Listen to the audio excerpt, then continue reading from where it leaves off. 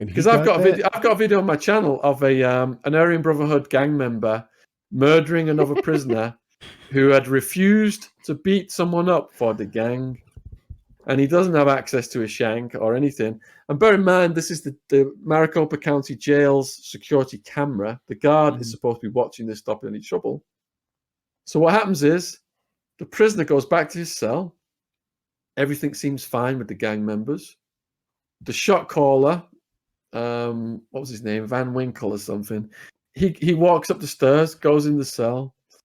A fight ensues, and then for 10 minutes, he just starts smashing this guy's head over and over and over into the concrete. And he keeps looking at the guard's camera like, what the fuck? You know? So the guard still haven't responded 10 minutes in, and then he just starts stomping on the guy's head and neck. And the guards did that. No, the guard, the murderer. Oh, okay. So 20 minutes in, the guy's dead. God still haven't responded. Jesus Christ. He picks the corpse up, brings it out of the cell, right in front of the camera, like he's trying to show it off. Tries to throw it off a balcony. It gets stuck in the railing. The guards still don't come, so he just starts kicking it and kicking it and kicking it and kicking it. And then eventually they come in. He claimed it. Because of the smell. Yeah, when he started rotting and decomposing. This shows how much control the gangs have got over the prisoners versus the guards. The gangs are in complete control. So yeah, it sounds like it. I don't know if you know. Kyle did 2 months in a minimum security thing, and he explained guard motivation. He said the guards really, really cared about the count. Right? That was their big thing. All the prisoners need to stay in prison. Outside of that, everything was, they barely gave a fuck. They didn't care too much if prisoners hurt each other. They didn't care too much if prisoners needed to be where they were supposed to be during the count. And outside of that, no one cared. Is that your experience at these more intense prisons? Yeah, the guards would have prisoners fight and make bets on who was going to win. And that race riot situation, the head of the whites was this guy called Gravedigger. He was like a cage fighter, 6 foot something. He had like the devil as a puppet master on his chest. And there was a guard who just used to love watching him fight. And he'd have guys like pinned down on the floor, and he'd be using his elbows as chisels, just one after the other, into the person's face until they were just in like a bubbling pool of blood.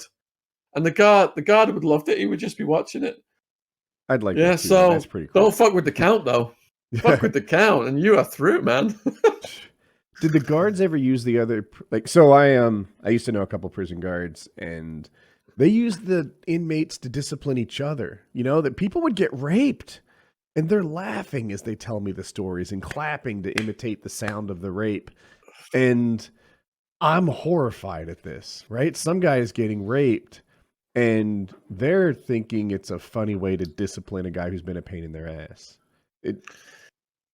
Well, like I said earlier, even guards who have well-meaning intentions, within 6 months, the evil, negative environment, that energy has absorbed them, and they become stone cold at first, but then there becomes this us versus them mentality where, you know, both sides are trying to get over on each other, and both sides have got equally insidious senses of humor when it comes to bad things happening to the other side. So yeah, guards might be like that, but you know, prisoners equally would make jokes about the guards. And if a prisoner intervened in a situation, let's say a female guard was getting attacked or something like that, it could go either way, you know, depending on who the shot caller is. If you've intervened on a female guard's side, then you're a sellout, and you're going to get green lit. Or, you know, are you protecting a woman from potentially getting raped, preventing a sex offense? Right. Depends who the shot caller is. It's like, are you for sex offense or against? Because you're kind of getting mixed messages here from some of these shot callers. Right, both. Depends who the shot caller is. Yeah. Raping Steve's in charge this week, though, so Here's the in regular life in America, it's pretty uncommon for a policeman to be intimidated by a bad guy, right? You know, out here, they have complete authority, and if they don't, they just bring more and more and more cops until they get complete authority and overwhelm, and then bad guys don't get to push around cops. What about prison? Do prisoners push around guards? Do guards ever feel like they need to get in line, or they'll, I don't know, hurt their family? Okay, what pushes around people from every profession to do with the police and prisons What was that first? Did and you the say wealth courts? pushes around? What pushes them around is money. And I'm talking the money from the black market in drugs. By keeping drugs illegal, a black market, they estimate it's almost $1 trillion a year.